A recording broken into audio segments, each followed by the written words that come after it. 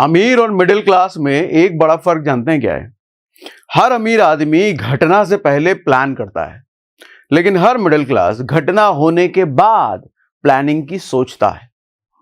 अभी कुछ दिनों पहले की घटना है, हमारे भागलपुर बिहार से, जहां से मैं आता हूं, वहां हमारे पड़ोस में घटना हुई। दरअसल हुआ क्या कि 40 साल के, मतलब 40 साल का मतलब युवा ही मान लो आप उसको।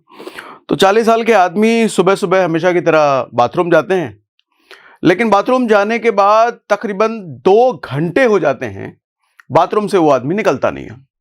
और जब 2 घंटे बाद भी बाथरूम से नहीं निकलता तो परिवार वालों को चिंता होती है कि भैया 2 घंटे क्या हो गए। तो परिवार वाले आवाज लगाते हैं, डगडगाते हैं, लेकिन अंदर से कोई रिस्पॉन्स नहीं मिलता। तो आस पड़ोस वालों को बुला करके दरवाजा तोड़ा जाता है और पता चलता है वो जो आदमी सुबह सुबह बाथरूम गया था वो लेटा हुआ है। शरीर पर कहीं कोई चोट नहीं, कुछ नहीं, खून का एक बूंद कहीं, कुछ नहीं, लेकिन आदमी लेटा हुआ है। क्या हुआ? स्ट्रोक आया।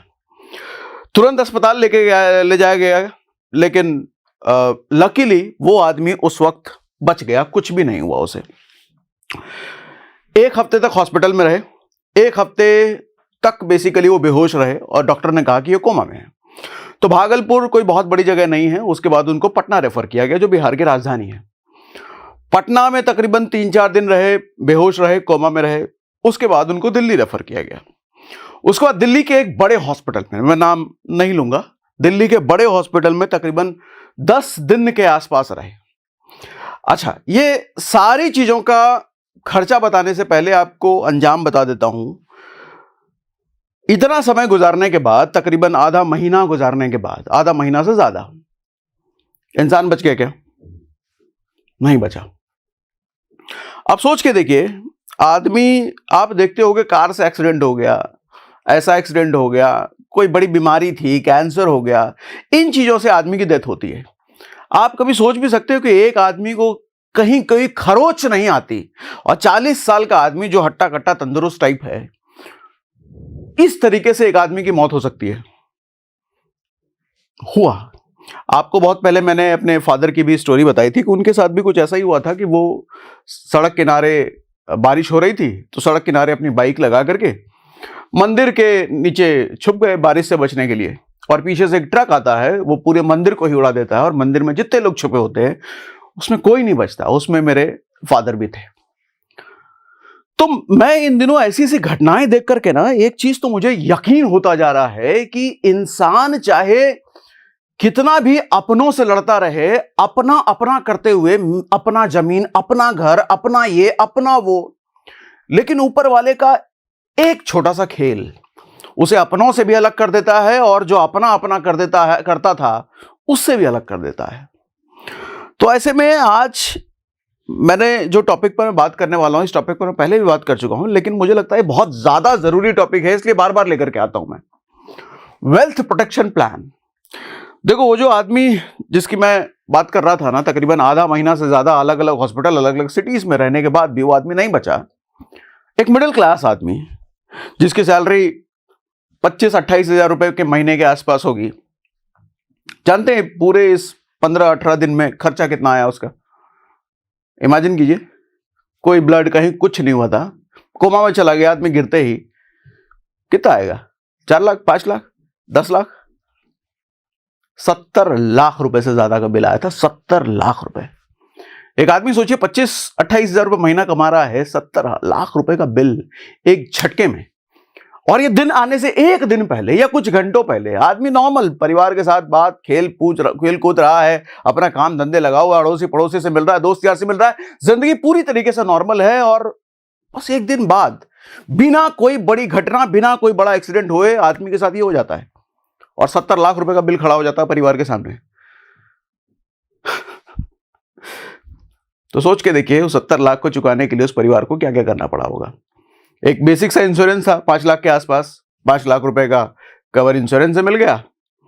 लेकिन जानते हैं, जिस घर के बाथरूम में वो आदमी गिरा था उसका पुश्तैनी घर था, मतलब बाप दादा के टाइम से। वो घर बेचना पड़ा, और वो घर बेचने के बाद भी पूरा 70 लाख रुपए इकट्ठा नहीं हुए। अड़ोसी पड़ोसी, दोस्त यार, सबसे मांग चांग करके किसी तरीके से वो 70 लाख रुपए इकट्ठा हुए थे, लेकिन आदमी भी नहीं बचा। अब सोचिए क्या हुआ इस केस में। जिस आदमी के लिए इतना कुछ किया गया वो आदमी नहीं बचा। परिवार जिस घर में रहता था वो परिवार के पास घर नहीं बचा। अच्छा, छोटा सा बच्चा था, वो बच्चा लावारिस हो गया। तो मतलब एक परिवार की पूरी दुनिया उजड़ गई, पूरी की पूरी दुनिया। अब इससे हमको बहुत इंपॉर्टेंट लेसन सीखने की जरूरत है भैया कि हम कई तरह के इन्वेस्टमेंट करते हैं, SIP, mutual fund, stock market, crypto और पता नहीं किस तरह की जमीन उमीन बहुत कुछ खरीदते हैं, लेकिन कभी भी उसके प्रोटेक्शन का हम नहीं सोचते हैं। प्रोटेक्शन का मतलब समझाता हूं मैं, कई बार एग्जांपल देता हूं। हम जो मोबाइल फोन खरीदते हैं ना, ये मोबाइल फोन मैंने खरीदा तो देखो इसमें मैंने कवर लगाया है। ये 2 लाख रुपए का मोबाइल फोन, इस पे मैंने 500-700 रुपए का कवर चढ़ाया है। क्यों चढ़ाया कि ये 500-700 रुपए, जब ये 2 लाख रुपए की चीज गिरती है ना, तो ये 500 रुपए की चीज उसको बचा लेता है। आपने कभी कोई ऐसा घर देखा हो कि दीवारें बहुत मजबूत बनाया हो लेकिन दीवार के ऊपर छत ना बनाया हो? छत बनाया जाता है, क्यों? क्योंकि वो छत ही होता है जो हमें बारिश, धूप की गर्मी, ठंड की सर्दी, इन सब चीजों से बचाता है। तो छत जरूरी होता है। ऐसे ही हम वेल्थ कितना भी बनाने का सोच लें, कितनी भी एसआईपी कर लें, कितना भी इन्वेस्टमेंट कर लें, उसके प्रोटेक्शन का अगर आपने इंतजाम नहीं किया तो आदमी सच में बताता हूं इतना मजबूर है, उसको कुछ नहीं पता कि अगले पल उसकी किस्मत में क्या लिखा है, कुछ नहीं पता। और मैं कई ऐसी घटनाएं देख चुका हूं, सच में आदमी अपने लिए 5 साल, 10 साल, 20 साल का प्लान करता है, लेकिन अगले दिन उसके साथ जो हो जाता है कोई नहीं सोचा होता। तभी मैंने कहा कि अमीर लोग जो होते हैं ना, पहले प्लान करते हैं, अपने इन्वेस्टमेंट से पहले उसको प्रोटेक्ट करने का प्लान करते हैं। लेकिन जो मिडिल क्लास फैमिली हम लोग होते हैं, जब घटना हो जाता है तब पता चलता अरे ये भी करना था क्या। तो अब इसके लिए वेल्थ प्रोटेक्शन की हम जब बात करते हैं, देखो आदमी जब चला जाए तो उसकी भरपाई नहीं हो सकती, कुछ नहीं किया जा सकता, वो भगवान की मर्जी है। लेकिन हमारे हाथ में जितना कुछ है उसका हम इंतजाम जरूर कर सकते हैं। मैं कहता हूं कोई भी इन्वेस्टमेंट करो सर, उसके सबसे पहले, इन्वेस्टमेंट से पहले प्रोटेक्शन का प्लान करो कि कल को अगर परिवार का वो आदमी किसी तरीके से हॉस्पिटलाइज हो जाए, दुनिया में ना रहे, तो परिवार को बेघर ना होना पड़े। अगर छोटे बच्चे हैं, स्कूल की फीस जारी है, उसका खर्चा पानी बंद ना हो जाए, परिवार के जो भी जिस तरीके के खर्चे हैं वो सब चलता रहे, फाइनेंशियल लॉस ना हो। से इमोशनल लॉस की भरपाई नहीं हो सकती, कभी नहीं हो सकती, लेकिन जो फाइनेंशियल लॉस हुआ उसे आंच नहीं होना चाहिए, उसमें दिक्कत नहीं होनी चाहिए। उसके लिए मैं कहता हूं कि आपके पास पर्सनल हेल्थ इंश्योरेंस होना चाहिए और टर्म इंश्योरेंस होना चाहिए। पर्सनल वर्ड मैंने क्यों लिखा ये आपको आगे समझाऊंगा मैं।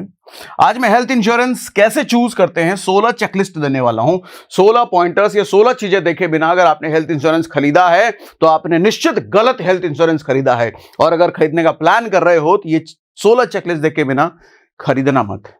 तो आज आपने खरीदने का प्लान कर रहा है या खरीद रखा है तो दोनों के लिए आपके लिए इंपॉर्टेंट है ये 16 चेकलिस्ट समझना जरूर, ठीक है। उसके बाद टर्म इंश्योरेंस की भी बात करूंगा, ये भी वेल्थ प्रोटेक्शन का पार्ट है कि कैसे बेस्ट टर्म इंश्योरेंस हम चूज करते हैं। तो आज ये दोनों चीजों के बारे में बड़ा डिटेल में हम समझते हैं भैया। तो आपके पास अगर है तो भी इंपॉर्टेंट है, नहीं है तो भी इंपॉर्टेंट है आज का सेशन लंबा है, मैं पहले बता दूं। तो किन्हीं को जल्दी जल्दी इंफॉर्मेशन चाहिए, जल्दी बताओ बात क्या है, तो निकल लो भैया, आपके लिए नहीं है।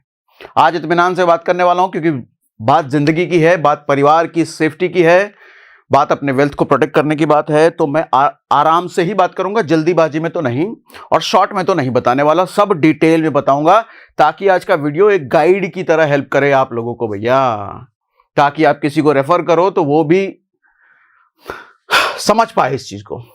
सबसे पहले हेल्थ इंश्योरेंस होता क्या है, एक चीज समझिए। हेल्थ इंश्योरेंस एक छाते की तरह होता है। जैसे आप बाहर निकलते हो, बारिश होती है, और बारिश में अगर आपने छाता ले रखा है तो आपके शरीर को, आपके कपड़ों को गीला होने से बचा देता है। इसी तरीके से बीमारी या किसी तरह का कोई एक्सीडेंट या कोई भी अनहोनी जो हम प्लान करके नहीं रखते, अगर वो हो गया तो एक बड़े खर्चे की जरूरत होती है, जो कि हॉस्पिटल में हमको पे करना पड़ता है। वो हमको ना पे करना पड़े, कोई कंपनी पे कर दे। अगर हमने छोटा सा प्रीमियम कुछ रुपए महीने दे करके वो इंश्योरेंस ले रखा है तो हॉस्पिटल का चाहे जितना भी बिल आता है वो इंश्योरेंस कंपनी पे करती है। ये होता है हेल्थ इंश्योरेंस। अब आगे समझाऊंगा इस पर डिटेल में। हेल्थ इंश्योरेंस में सबसे पहले लोग पूछते हैं कि ये सम एश्योर्ड क्या होता है। हमने जब लास्ट टाइम वीडियो किया था कई सारे ऐसे कमेंट थे कि सम एश्योर्ड होता क्या है। आज इंश्योरेंस जीएसटी फ्री हो चुका है, जीएसटी फ्री कर दिया है सरकार ने, लेकिन ताजुब होता है कि आज भी देश में ऐसे लोग हैं जिनको सम एश्योर्ड वर्ड नहीं पता। खैर, ये हमारे एजुकेशन सिस्टम की गलती है, लोगों की गलती नहीं है। तो समझाता हूं मैं। सम एश्योर्ड क्या होता है? मैक्सिमम पैसा जो insurance company in case of death in case of hospitalization, जो भी आपका जिस तरीके का बिल बनता है, उस केस में जो कंपनी, इंश्योरेंस वाली कंपनी, वो देने वाली है मैक्सिमम पैसा। अगर हम कहते हैं कि 2 करोड़ का सम एश्योर्ड है, इसका मतलब हॉस्पिटल का जो भी खर्चा आएगा 2 करोड़ तक, चाहे 1 करोड़ 80 लाख आ जाए या 1 करोड़ आ जाए, 50 लाख आ जाए, 2 करोड़ तक का सारा खर्चा वो इंश्योरेंस कंपनी पे करेगी।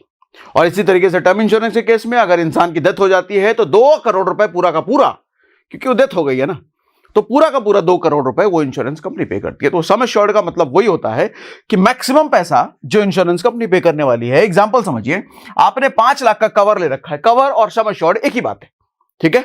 5 लाख का कवर ले रखा है मतलब 5 लाख का सम एश्योर्ड आपने ले रखा है, और हॉस्पिटल बिल आता है 8 लाख रुपए किसी वजह से।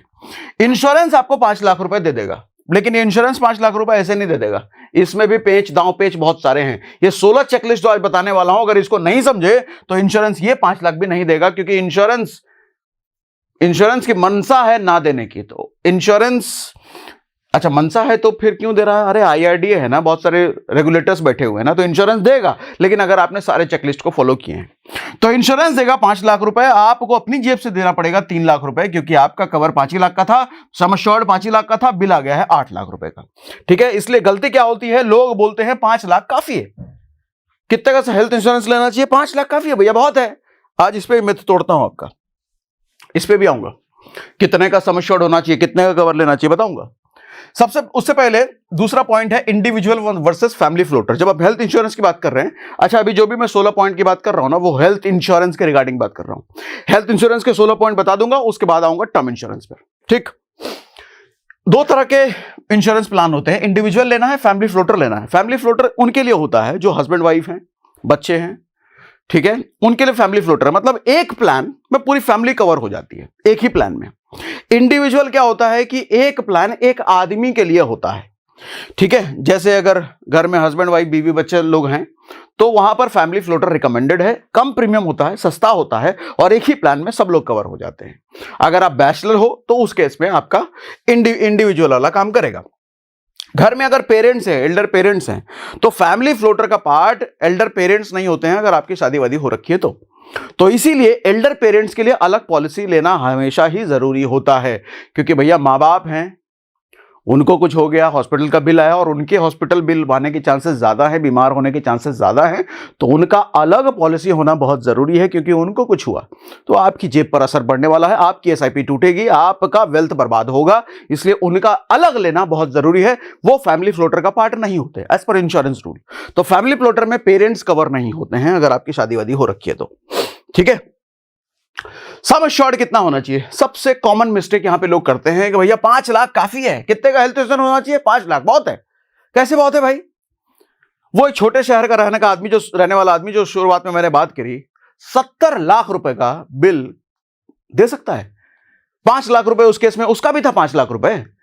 5 लाख रुपए तो इंश्योरेंस कंपनी से मिल गए, लेकिन बाकी के लिए क्या हुआ? घर बार सब बिका, उधार पुधार सब लेना पड़ा।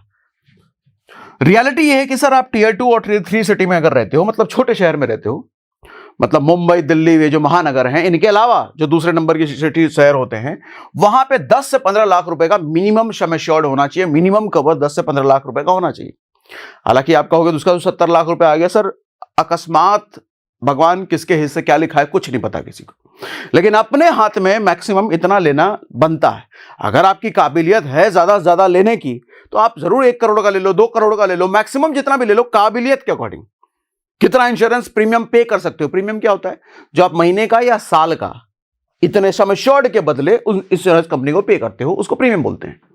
लेकिन मिनिमम 10 से 15 लाख रुपए अगर आप छोटे शहर में रहते हो, इतना तो होना ही चाहिए। 5 लाख काफी है क्या? नहीं काफी है। और अगर आप बड़े शहर में रहते हो, दिल्ली मुंबई जैसे शहर में रहते हो, तो 15 से 25 लाख तो मिनिमम होना ही चाहिए, क्योंकि अगर दिल्ली मुंबई जैसे शहर में आप बड़े हॉस्पिटल में घुस गए ना, बस घुस गए किसी पेशेंट को लेके, 5 लाख रुपए कब बिल बनेगा पता ही नहीं चलेगा, और उस 5 लाख में होगा भी कुछ नहीं। कोई मेजर ऑपरेशन होना लग गया, कुछ भी काटना फाटना पड़ गया, कोई सर्जरी हो गई, तो फिर तो 10-15 लाख रुपए यूं बनते हैं, यूं यूं यूं यूं, पता भी नहीं चलेगा 15 लाख हो गए। ठीक है, हॉस्पिटल बिल देखो भैया, प्रीमियम नहीं, वो ज्यादा जरूरी है। रूम रेंट की लिमिट, ये बहुत ज्यादा जरूरी है। यहां पर सबसे ज्यादा लोग धोखा खाते हैं। लोगों को यह लगता है कि रूम रेंट लिमिट है हमारे पॉलिसी में भैया 5,000 रुपए की, और कल को अगर 10,000 रुपए का बिल आ भी गया तो क्या होगा, 5,000 रुपए एक्स्ट्रा भरना होगा, भर लेंगे। आदमी हॉस्पिटल में कितना ही दिन रहेगा, 2 दिन 3 दिन 4 दिन 5 दिन, 5,000 रुपए एक्स्ट्रा पे करना पड़ेगा, पर डे के हिसाब से पे कर लेंगे। लेकिन यहां पे बड़ा कैच होता है, इंश्योरेंस कंपनी यहां पे गेम खेल देती है भैया, आपको समझ नहीं आता।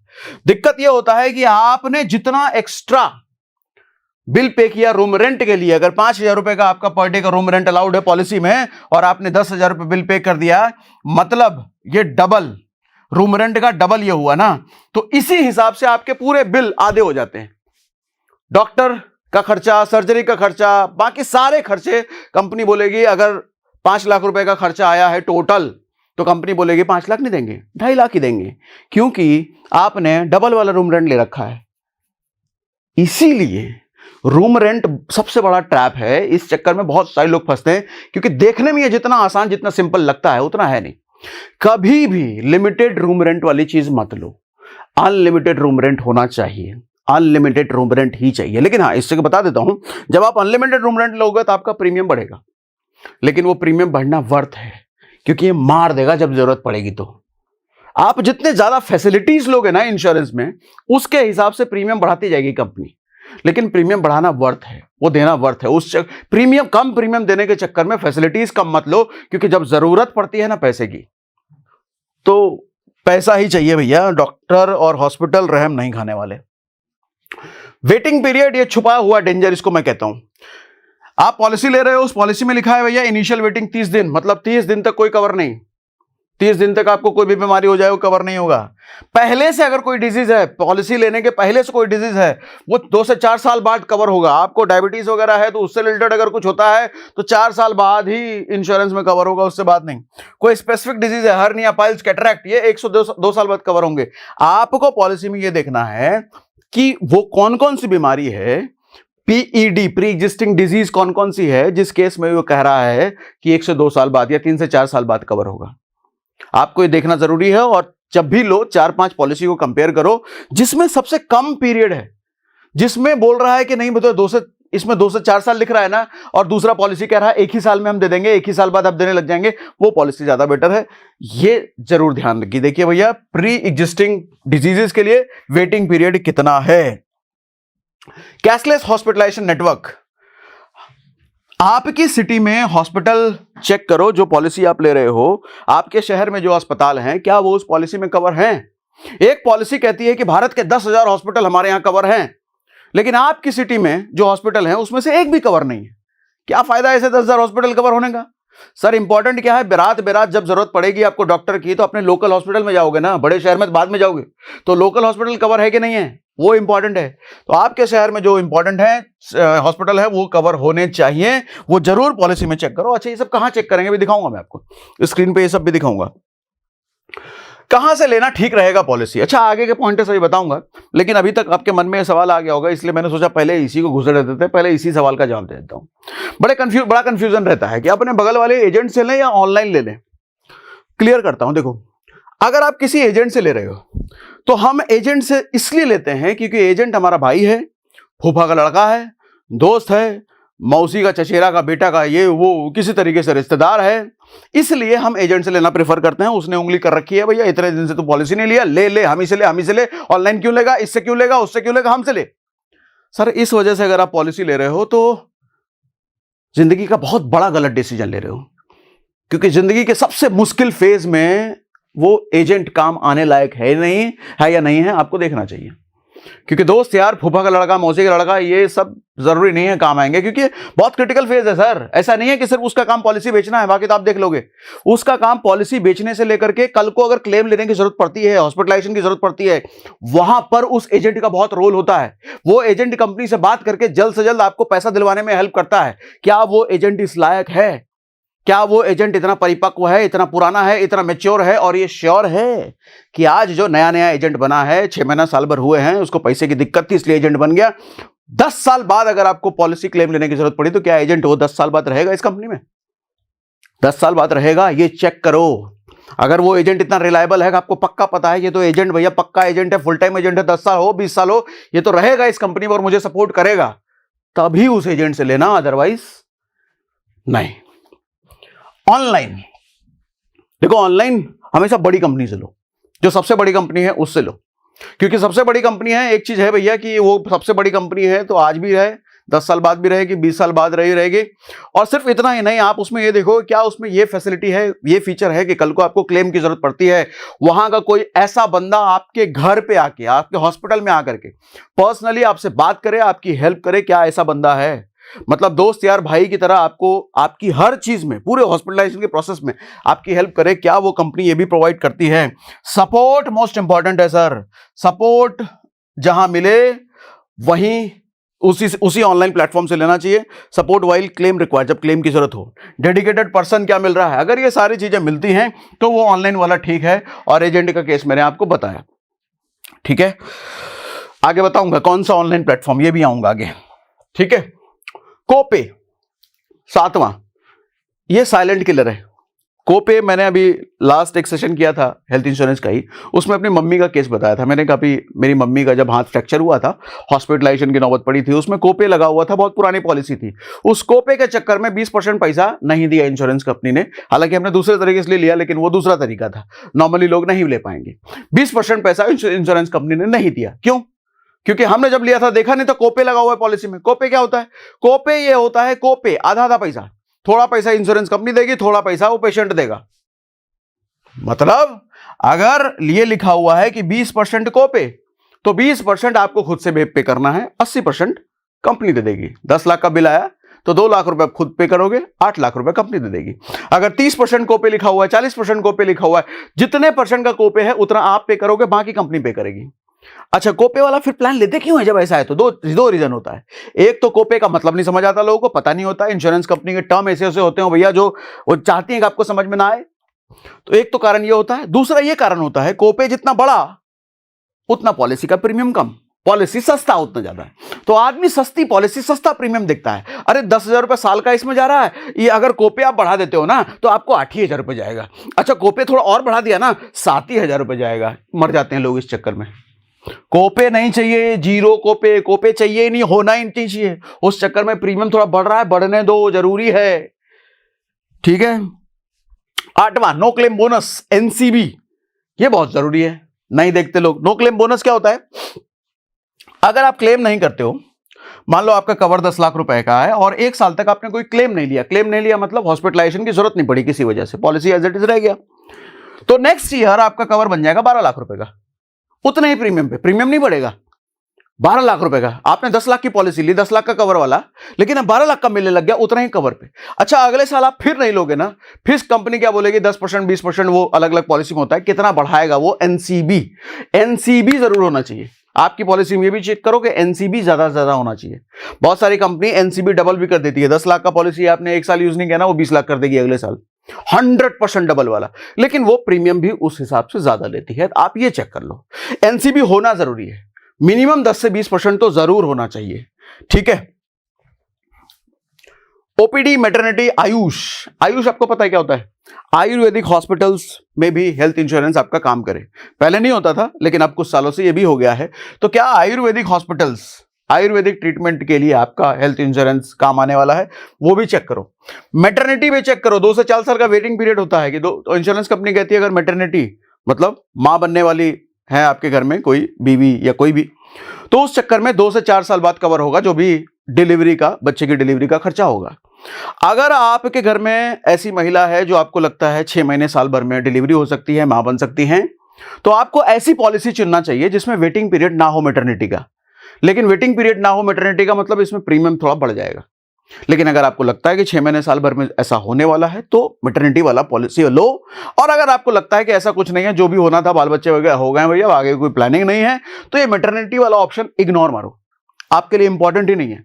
क्योंकि मैटरनिटी जितने कम समय में कवर होगा प्रीमियम उतना बढ़ेगा, मैटरनिटी जितना बाद कवर होगा प्रीमियम उतना सस्ता होगा। तो ये फीचर आपके काम का है या नहीं है वो देख करके पॉलिसी लेना। Claim settlement ratio, claim settlement ratio क्या होता है? कंपनी के पास अगर 100 लोगों ने क्लेम किया तो कितने लोगों को कंपनी ने पैसा दिया, ये होता है क्लेम सेटलमेंट रेशियो। तो आपको कोई भी कंपनी चुनना है 90% से ऊपर ही देखना भैया। जब कहां देखेंगे अभी दिखाता हूं, आपको बताता हूं। कोई भी इस ऐसी ही कंपनी का प्लान लेना जिसका क्लेम सेटलमेंट रेशियो 90% से ऊपर हो, यानी कि 100 क्लेम अगर उसके पास आए तो 90 लोगों को उसने पैसा दिया है। तो 10 लोगों को क्यों नहीं दिया पैसा? 10 लोगों को ना देने का कुछ रीजन हो सकते हैं, जो ये 16 चेकलिस्ट में आपको बता रहा हूं, इन 16 में से बहुत सारी चीजें फॉलो नहीं करेंगे तो इंश्योरेंस कंपनी या तो पैसा आधा देगी, कम देगी, या फिर देगी नहीं। कोपे मैंने आपको बताया, और भी बहुत सारी चीजें बताई, रूम रेंट वाली चीजें बताई। तो इस चक्कर में वो 10% लोगों को या तो पैसा कम मिलता है या फिर नहीं मिलता है। तो आपको ऐसी कंपनी देखना है जिसका एनसीबी कहता हूं, क्लेम सेटलमेंट रेशियो 90% से ऊपर ही होना चाहिए। प्रीमियम कितना देना चाहिए ये भी कंसर्न है, ठीक है। आपकी एनुअल इनकम का 2 से 3% हेल्थ इंश्योरेंस का प्रीमियम होना ही चाहिए। जैसे अगर आप साल का 10 लाख रुपए कमाते हो साल का, तो आपकी सालाना प्रीमियम 20 से 30 हजार रुपए जरूर होनी चाहिए। सालाना प्रीमियम 20 से 30 हजार रुपए, अगर 10 लाख रुपए आप साल का कमाते हो तो, ठीक है।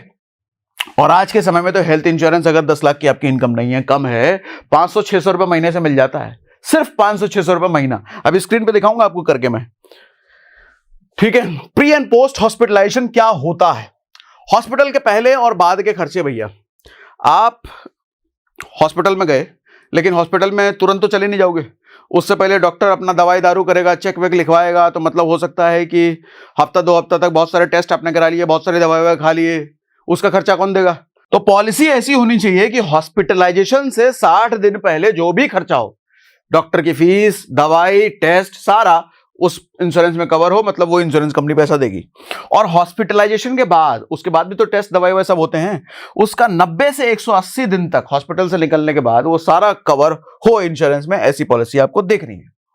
Day care treatment, normally rule ये होता है कि आप इंश्योरेंस का कवर, यानी कि इंश्योरेंस से पैसा तभी ले सकते हो जब मिनिमम 24 घंटे के लिए आप हॉस्पिटलाइज हो। लेकिन आजकल बहुत सारे ऐसे ट्रीटमेंट होते हैं जिसमें आपको 24 घंटे के लिए हॉस्पिटलाइज होने की जरूरत नहीं होती है। जैसे कीमोथेरेपी कुछ हो गई, कोई किसी तरह का डायलिसिस हो गया, किसी तरह का कैटरेक्ट सर्जरी हो गया, मोतियाबिंद हो गया, और भी कुछ कुछ छोटी छोटी बीमारियां होती हैं जिसमें 2-4 घंटे, 5 घंटे में या 6 घंटे में काम हो जाता है। तो 24 घंटे के लिए हॉस्पिटलाइज अगर नहीं हो और लाख रुपए का बिल आ गया है तो कंपनी तो देगी नहीं। तो ऐसे केस में आपको ऐसी पॉलिसी चुननी है जिसमें मेंशन हो कि डे केयर ट्रीटमेंट कवर करती है। और जब डे केयर ट्रीटमेंट है तो उसमें लिस्ट होती है, वो भी लिस्ट चेक करो कौन कौन सी बीमारी कवर है। डे केयर कवर होना चाहिए। अच्छा, फिर से बोल देता हूं, जितनी ज्यादा फैसिलिटीज ऐड करोगे अपने पॉलिसी में, प्रीमियम थोड़ा थोड़ा बढ़ता रहेगा। लेकिन फिर से कह रहा हूं, वर्थ है प्रीमियम बढ़ाना, वर्थ है, बढ़ाओ, ये सब चीजें जरूरी है, ठीक। रिस्टोरेशन बेनिफिट भी चेक करो। अगर पूरा कवर यूज हो गया, मान लो आपका 10 लाख का कवर है और फैमिली में किसी को जरूरत पड़ गई और 10 लाख का पूरा यूज हो गया, और 6 महीने बाद किसी और फैमिली मेंबर को किसी तरीके से जरूरत पड़ जाती है, हॉस्पिटलाइज वो भी हो जाती हैं, तो आप कहोगे भैया साल भर 10 लाख तो यूज हो गया है, तो अब इसके पास तो कोई इंश्योरेंस है ही नहीं। नहीं, फैमिली फ्लोटर ले रखा है ना आपने, तो उसमें फीचर चेक करो, रिस्टोरेशन बेनिफिट है कि नहीं। होता यह है कि पॉलिसी, बहुत सारी पॉलिसी में ये रूल है, ऐसा होता है कि अगर आपका सम एश्योर्ड का 100% अमाउंट यूज हो गया है, या 80% यूज हो गया है, या 70% यूज हो गया है, तो कंपनी क्या कर देती है, आपका भर देती है वापस से। 10 लाख में से 8 लाख यूज कर लिया, 10 लाख ऐड कर देगी कंपनी, बिना कोई एक्स्ट्रा प्रीमियम के, बिना कोई एक्स्ट्रा प्रीमियम के। तो इसी को रीस्टोरेशन बेनिफिट कहते हैं। रीस्टोर, जब वो पैसा यूज हो गया तो कंपनी दोबारा भर दे 1 साल के अंदर, ठीक। हेल्थ इंश्योरेंस लेने में सबसे बड़ी गलतियां लोग क्या करते हैं, सिर्फ प्रीमियम देखते हैं, किसका सबसे कम प्रीमियम पड़ रहा है वही वाली पॉलिसी ले लें। इसी में फंसते हैं लोग, इसी में तो रिजेक्ट होता है लोगों का क्लेम, और इसी में तो पैसा नहीं मिलता। सस्ती प्रीमियम वाली पॉलिसी नहीं लेना, उससे मत लो ना, काय को ले रहे हो, काय को अपना पैसा खराब कर रहे हो। सस्ता भी क्यों लेना, वो भी पैसा बचा लो, पैसे बचाने हैं ना, बाद में जरूरत पड़ेगी एसआईपी तोड़ना, जमीन बेचना, घर बेचना, देना हॉस्पिटल को बिल, वो भी मत लो। सस्ता प्रीमियम क्यों ही दे रहे हो, बचाओ भैया, वो पैसा ही बचाओ, जरूरी है आपके लिए। इसलिए सही चीज क्या है, प्रीमियम नहीं देखना, फीचर्स देखना है। ज्यादा फीचर्स ले रहे हैं उसके लिए प्रीमियम बढ़ा, ओके चलेगा वो। अच्छा, ये भी नहीं करना कि कोई, अच्छा ये वाला जो पॉलिसी है इसका सबसे महंगा प्रीमियम है तो ये सबसे अच्छा ही होगा, ले लेते हैं। इतना आलस भी नहीं करना, पैसा अगर है तो ये हरकत भी नहीं करनी है। बहुत सारी पॉलिसी ऐसी भी है, महंगी हैं लेकिन फीचर नहीं है, तो ये हरकत भी नहीं करनी। फीचर इंपॉर्टेंट है भैया, फीचर देखना है हमको।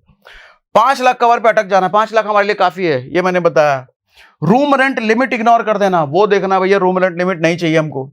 एम्प्लॉयर इंश्योरेंस पे डिपेंड रहना चाहिए। तो बहुत लोगों के मुंह से मैं सुनता हूं, अरे हमें क्या जरूरत है सर, हमारी कंपनी ने हमारे इंश्योरेंस दे रखा है। सर एक बात बताऊं, जो कंपनी आपको इंश्योरेंस देती है ना, वो तभी तक वैलिड है जब तक आप कंपनी में हो। अगले दिन कंपनी ने आपको फायर कर दिया, निकाल दिया, आपने छोड़ दिया, वो इंश्योरेंस उसी दिन खत्म हो जाता है, उसी दिन खत्म। अब जब तक आपको अगली जॉब ना लगे तब तक आपके पास जीरो इंश्योरेंस। और भगवान न करे कोई घटना हो गई, फिर करना सारे एसआईपी तोड़ना, स्टॉक बेचना, जमीन बेचना, घर बेचना। अकस्मात सर कुछ भी हो सकता है। मेरे पिताजी वाली घटना आपको बताई, वो जो अभी हमारे यहां पर 70 लाख वाला घटना वो बताया, कुछ नहीं, कहीं कोई एक्सीडेंट नहीं, कोई खून नहीं गिरा, 70 लाख का खर्चा आ गया और आदमी बचा भी नहीं, परिवार निस्तो नाबूद, तबाह, परिवार के पास घर नहीं बचा अब। ठीक है, तो एम्प्लॉयर कंपनी ने इंश्योरेंस हमारे लिए ले रखा है, हमको क्या जरूरत है, कतई नहीं। कंपनी ले रखा अच्छी बात है, अपना अलग से लो पर्सनल। तभी मैंने शुरुआत में लिखा था पर्सनल हेल्थ इंश्योरेंस। आदमी बहुत घोटालेबाजी करता है, मेरा तो कंपनी ले रखा है। ब्लंडर है ये, ब्लंडर, बहुत बड़ी गलती है। कंपनी ले रखा है, नहीं ले रखा फर्क नहीं पड़ता, अपना पर्सनल होना चाहिए। और पर्सनल कितना, 5 लाख का कंपनी ले रखा है, 5 लाख हम पर्सनल, फिर 5 लाख पे आ गए।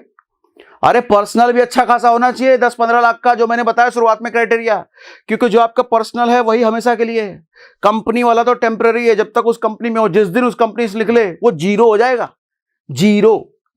तो इसलिए पर्सनल वाला इंपॉर्टेंट है। ठीक है, अब लेट्स चेक ऑन स्क्रीन। आगे टर्म इंश्योरेंस पर बात करेंगे, लेकिन टर्म इंश्योरेंस पर बात करने से पहले जरा हेल्थ इंश्योरेंस चुनते कैसे हैं जरा वो आपको बता देता हूं। उसके लिए जो मैं यूज करता हूं, मेरी जितनी पॉलिसीज हैं घर की, वो सारी पॉलिसीज हमारे पॉलिसी बाजार से है। तो पॉलिसी बाजार पर अपने को ट्रस्ट है भैया। हम थोड़ा बचते हैं एजेंट से, क्योंकि एजेंट आज आपका अच्छा नोन रिलेटिव वगैरह हो सकता है, लेकिन भविष्य में वो रहे ना रहे उस कंपनी में पता नहीं है। इसलिए मैं पॉलिसी बाजार यूज करता हूं, इसलिए मैं आपको पॉलिसी बाजार ही कह रहा हूं। अब पॉलिसी बाजार पर आने के लिए डायरेक्ट पॉलिसी बाजार गूगल में सर्च मत कर लेना, नुकसान कर लोगे। क्योंकि हमने इसका कस्टमाइज्ड लिंक डिस्क्रिप्शन और पिन कमेंट में दिया है। उस कस्टमाइज लिंक पे क्लिक करके ही, टर्म इंश्योरेंस का अलग लिंक दिया है, हेल्थ इंश्योरेंस का अलग लिंक दिया है, उस लिंक पे क्लिक करके ही यहां पे आना। उससे क्या फायदा होगा, 15 से 25% तक का आपके प्रीमियम में आपको डिस्काउंट मिलेगा। इसीलिए उधर से आना, डायरेक्ट गूगल पे मत सर्च कर लेना पॉलिसी बाजार हेल्थ इंश्योरेंस टर्म इंश्योरेंस, नुकसान कर लोगे अपना। अब यहां आने के बाद क्या करोगे आप अगर खुद के लिए प्लान ले रहे हो या किसके लिए प्लान ले रहे हो, आप यहां पर चूज कर लो। लेट्स सपोज मैं यहां पे सेल्फी चूज करता हूं। आगे बढ़ जाओ, अपनी एज बता दो, शहर बता दो, नाम बता दो, मोबाइल नंबर बता दो। ठीक है, कोई पहले से बीमारी है तो वो बता दो। चलो मैं यहां पर कोई पहले से बीमारी नहीं है तो नहीं चूज करता हूं। आप कहोगे पहले से बीमारी है तो छुपा लेते हैं, ये भी कारण है क्लेम रिजेक्ट होने का। सर आपको बीमारी पहले से है ना, डिक्लेयर करो। हाँ पहले से बीमारी है, उसको डिक्लेयर करोगे तो आपका प्रीमियम यहां भी थोड़ा सा बढ़ेगा, लेकिन इस चक्कर में क्या होगा, पॉलिसी क्लेम रिजेक्ट नहीं होगा। लेकिन आपने बीमारी छुपा लिया, आप कहोगे क्या ही पता चलेगा डॉक्टर को। भैया 10 साल बाद 15 साल बाद जब भी एडमिट पड़ोगे ना, सब पता चल जाता है, मेडिकल हिस्ट्री में सब आ जाता है आपके। तो डॉक्टर और हॉस्पिटल वाले बेवकूफ नहीं है, अनपढ़ नहीं है, उनको सब समझ में आ जाता है आपकी बॉडी फिजिकल हिस्ट्री देख करके। तो छुपाना बेवकूफी है। थोड़ा सा प्रीमियम बचाने के चक्कर में पॉलिसी रिजेक्ट, क्लेम रिजेक्ट मत करवाओ। ठीक है, तो डिक्लेयर जरूर कर दो अगर कोई भी बीमारी है तो। मैं नन ऑफ द दीज कर देता हूं, मुझे कोई नहीं है। ठीक है, अब ये क्या कह रहा है, हेल्थ इंश्योरेंस आर एडवाइज, अच्छा ये बहुत इंपॉर्टेंट है, our certified advisor will help you to choose the best health insurance, yes और नो। आप यहां पर जरूर यस किया करो, क्योंकि जैसे ही आप आगे आगे बढ़ोगे ना, आपको फ्री एडवाइजर मिलेगा जो आपको फोन पे भी सपोर्ट करेगा। आप बोलोगे हमको फोन पे तुम्हारी बात समझ में नहीं आ रही, घर पे आके समझाओ हमको। आप किधर भी रह रहे हो, जन्नुम में, जंगल में, पहाड़ पे, वो आएगा आपके घर पे, फ्री में आएगा, बिना पैसे लिए। 1 घंटा, 2 घंटा, 5 घंटा, 10 घंटा बिठाओ, सवाल बार बार पूछो, पूछते रहो। ये 16 चेकलिस्ट जो बताया मैंने, सारे पर तसल्ली करो पूरी तरीके से, तब हेल्थ इंश्योरेंस खरीदना, अदरवाइज मत खरीदना। पैसा नहीं मांगेगा वो, चुपचाप चला जाएगा वो, नहीं भी लिए तो भी। तो इसलिए यस जरूर करना ना, ताकि एडवाइजर का कॉल आपके पास आ जाए, वो बहुत जरूरी है। ठीक है, मैं यस कर देता हूं।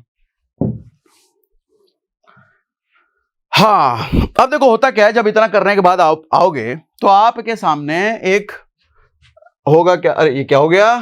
Thank you for showing interest. अच्छा, ये कह रहा है कि कब चाहते हो कि होम विजिट करें, हमारा आदमी आपके घर होम विजिट करवाना चाहते हो तो यहां पर एक टाइम बता दो। चलो मैंने बोल दिया इसको, ठीक है, टाइम भी मैंने ले लिया, पिन कोड वगैरह सब बता देना। फिलहाल मैं इसको हटा देता हूं, आप लेकिन करना जरूर। अब इससे क्या होता है कि आपको सारी कंपनियों के अलग अलग प्लान्स आ जाते हैं।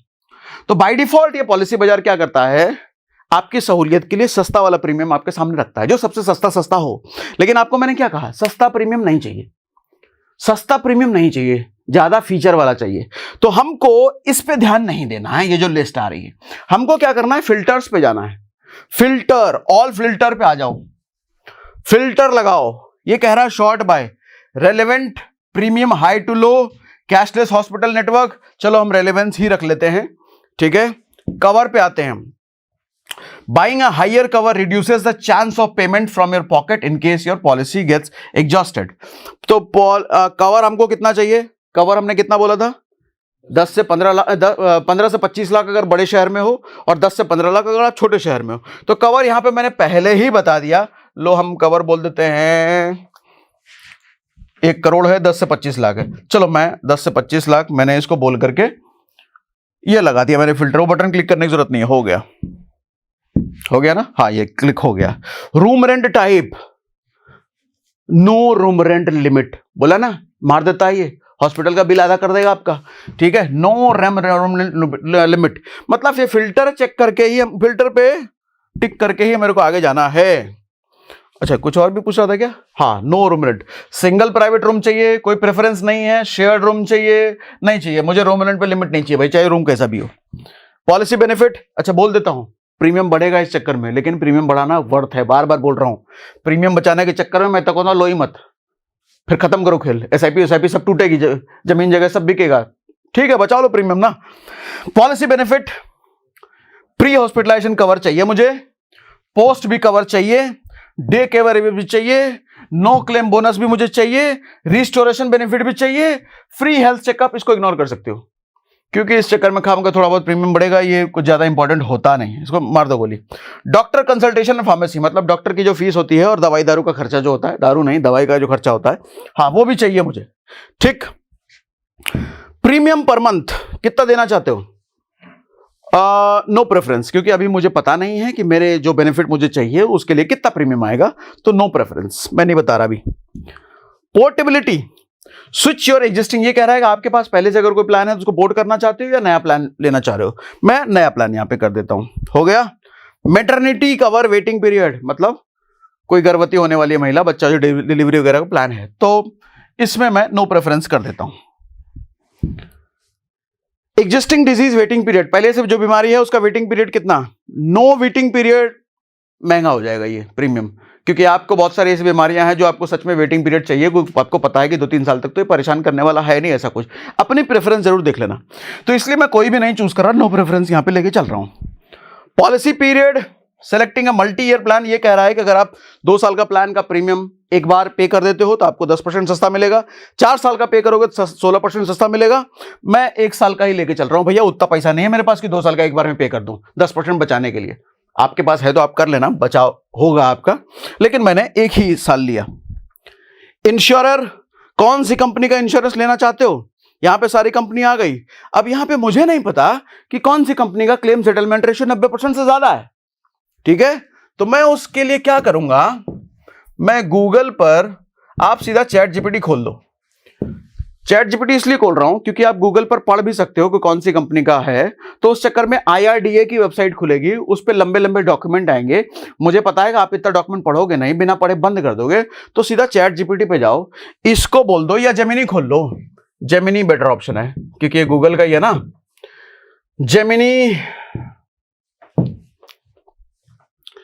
जेमिनी खोलो और जेमिनी को आप पूछो कि मुझे वो सारी हेल्थ इंश्योरेंस कंपनी का नाम बताओ जिसका क्लेम सेटलमेंट रेशियो 90% से ऊपर है, या फिर आप बोलो टॉप 5 हेल्थ इंश्योरेंस कंपनी का नाम बताओ जिसका क्लेम सेटलमेंट रेशियो 90% से ऊपर है। तो ये 5 कंपनी आपको दे देगी, उसी 5 कंपनी में से किसी का प्लान लेना, बाकी छोड़ दो, ठीक है। उसके बाद ये जेमिनी जब आपको ऑप्शन दे देता है तो वो वाला आप ले लेना। जैसे मुझे पता है कि 90% से ऊपर किसका इसका है, तो मैं एक HDFC अर्गो ले लेता हूँ, केयर हेल्थ ले लेता हूँ, इसका भी है। आदित्य बिरला का जहां तक शायद मुझे याद है कि 80-85 है, शायद मैं गलत भी हो सकता हूँ। ठीक है, नीवा बोपा है, ये बड़ी कंपनी है। ICICI लोम्बार्ड है, इनका भी 90% से ऊपर है। ठीक है, बाकी टाटा वगैरह का ज्यादा मुझे श्योर नहीं है। तो इन कंपनियों को तो मैं जानता हूं 90% से ऊपर है, तो इसका मैंने कर लिया। अब मुझे प्लान बताओ। तो अब ये प्लान आई लिस्ट में। अब यहां पर आप देखो, अब यहां पर क्लिक करके व्यू ऑल फीचर जाकर के आप देख लेना। अब जैसे एग्जांपल के लिए आप देख लो, 10 लाख की पॉलिसी के लिए सिर्फ 900 रुपए पर मंथ आ रहा है। और ये 900 रुपए पर मंथ तब आ रहा है जब मैंने सारे फीचर ले लिए हैं, छोड़े नहीं है। तो महंगा है क्या? मतलब साल का 12,000 रुपए, 10 लाख की पॉलिसी के लिए 12,000 रुपए। अच्छा, मैं 10 लाख वाला नहीं हूं, अरे भैया ज्यादा चाहिए, मुझे 20 लाख चाहिए। तो 20 लाख के लिए सिर्फ 1,000 रुपए? अरे ये कैच नहीं हो गया?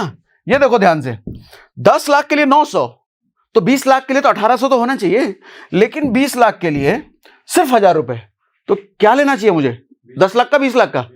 20 लाख का। अच्छा, इसको 30 करके देखो, अच्छा 15 करके देखो, 15 में 1,000 एक, और 20 में 1,064, तो भैया 20 लूंगा ना मैं, फिर तो 20 लाख की पॉलिसी लूंगा मैं। ठीक, तो 20 लाख की पॉलिसी लेना मतलब ज्यादा कवर वाला पॉलिसी लेना फायदेमंद है, उसमें प्रीमियम और कम आ रहा है। ठीक है, अब आप थोड़ा क्लिक क्लिक करके थोड़ा आप समझ लेना, और ना समझ में आए तो यहीं पे इनका स्टार्ट वीडियो कॉल, इनके एडवाइजर से वीडियो कॉल करो, ये सब तसल्ली से पूछो। वीडियो कॉल में कंफर्टेबल नहीं हो तो मैंने क्या कहा, घर पे बुलाओ। और घर आपका जंगल में है, पहाड़ में है, कहीं भी है, पहाड़ पुठान समंदर के बीच रह रहे हो आप, वहां भी बुलाओ, आएंगे। ये इतने हेल्पफुल है तो आएंगे, तसल्ली से उनको पूरा दिन बिठाओ, चाय पानी मत कराओ, कुछ नहीं, समोसा से मत खिलाओ, फिर भी ये पूरे दिन बैठेगा आदमी और पूरे दिन आपको समझाएगा ये आदमी। ठीक है, समझ करके तब ही लेना। तो ये हेल्थ इंश्योरेंस का मैंने आपको बता दिया। इसका कस्टमाइज लिंक हमने डिस्क्रिप्शन में और पिन कमेंट में दे रखा है। कस्टमाइज क्यों? 15 से 25% तक का डिस्काउंट मिलेगा। डायरेक्ट गूगल पे पॉलिसी बाजार मत सर्च कर लेना, नुकसान कर लोगे। ठीक है, अब आओ हम वापस से, बड़ा लंबा बहुत देर हमने समझा दिया, 40-45 मिनट हो गया होगा। ठीक है, तो हेल्थ इंश्योरेंस हमने समझा दिया। अब आते हैं टर्म इंश्योरेंस पर। टर्म इंश्योरेंस क्या होता है? अरे चाचा, हमको लाइफ इंश्योरेंस की जरूरत नहीं है, बहुत पहले हमारे बाबूजी ने हमारा LIC ले रखा है। कितने का? 5 लाख रुपए का। अरे फिर 5 लाख पे आ गए यार। देखो, टर्म इंश्योरेंस अलग चीज है। LIC मतलब कंपनी की बुराई नहीं कर रहा, LIC बहुत पुराना है इसलिए मैंने नाम लिया। उसके भी टर्म इंश्योरेंस आते हैं, उसके भी एंडोमेंट प्लान आते हैं, लेकिन ज्यादातर जो लाइफ इंश्योरेंस के नाम पे हम लोग खरीदते हैं ना, वो एंडोमेंट प्लान खरीदते हैं। वो एक सेविंग प्लान होता है जिसमें रिटर्न भी मिलता है अगर मर गए। देखो, टर्म इंश्योरेंस प्योरेस्ट फॉर्म होता है लाइफ इंश्योरेंस का, प्योर। अगर मर गए तो पैसा मिल जाएगा परिवार को, नहीं मरे तो कुछ नहीं मिलेगा। सेविंग प्लान में क्या होता है कि आप मरो चाहे ना मरो, पैसा तो मिलेगा।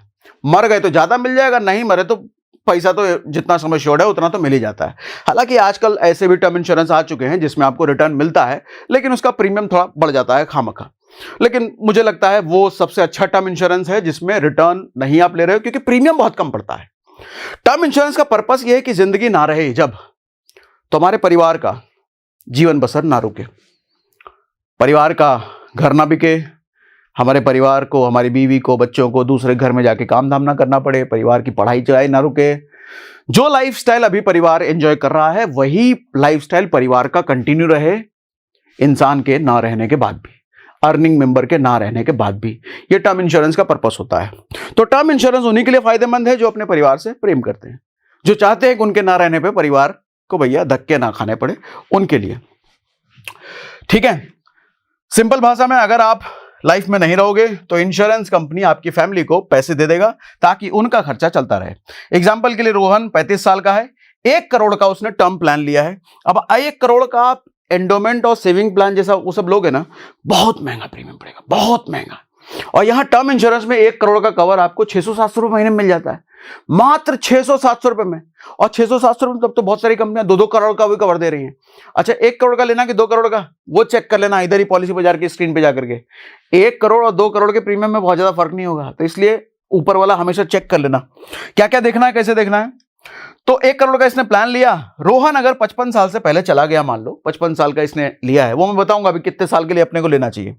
55 साल से पहले चला गया तो इंश्योरेंस कंपनी 1 करोड़ रुपए रोहन के परिवार को दे देगी। ये होता है टर्म इंश्योरेंस। तो इससे क्या होगा, उस पैसे से परिवार के बिल्स, परिवार के EMI, बच्चों की फीस, हर रोज का खर्चा वगैरह सब आराम से चलता रहेगा रोहन के ना रहने के बाद भी। टर्म इंश्योरेंस का मेन पर्पस क्या होता है? टर्म इंश्योरेंस लाइफ का इनकम रिप्लेसमेंट टूल है।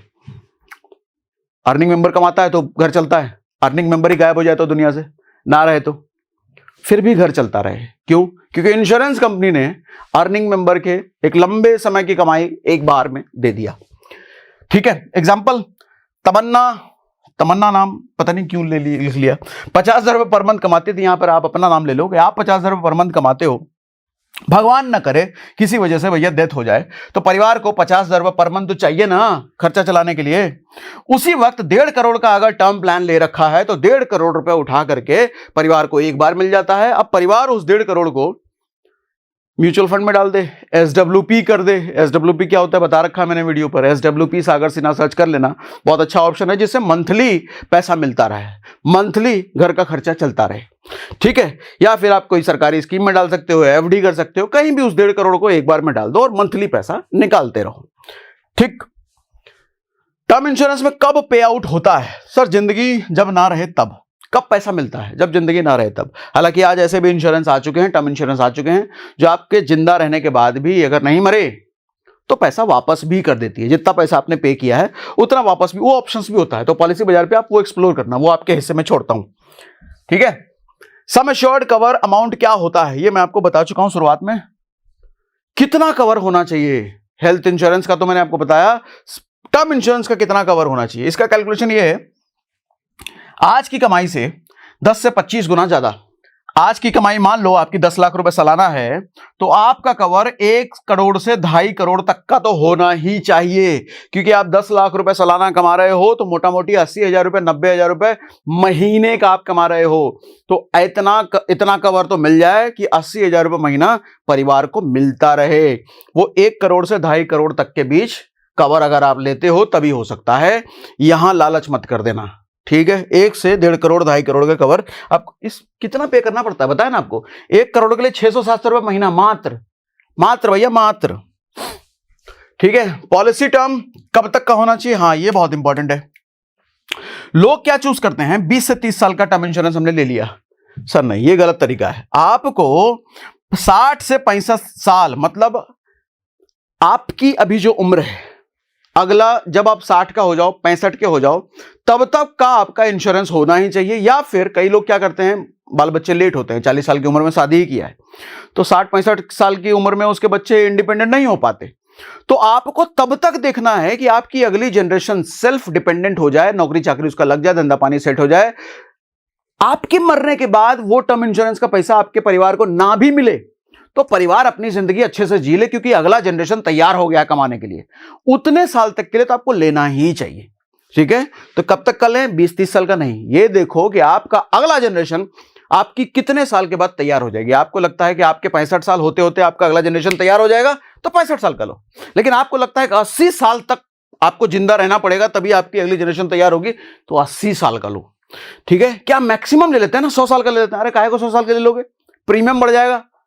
तो प्रीमियम फालतू का भी नहीं बढ़ाना है ना, पैसा बड़ी मेहनत से कमाते हैं ना, ऊट पटांग आपके खर्चे ना हो जाए ये बचाना भी मेरा काम है। तो आपको ऐसा गाइड करूं कि फालतू पैसा आपकी जेब से ना जाए। इंश्योरेंस कंपनी का तो फायदा हो जाएगा, आपका नुकसान हो जाएगा।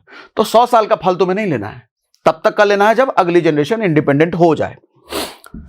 उसके बाद टर्म इंश्योरेंस ऑप्शन और राइडर्स। हाँ, टर्म इंश्योरेंस की अच्छी बात सबसे ये होती है ना, टर्म इंश्योरेंस जितने कम एज में आप लेते हो, ये बहुत ध्यान से सुनिएगा, कान इधर लाओ, बहुत इंपॉर्टेंट, लोग मिस कर देते हैं।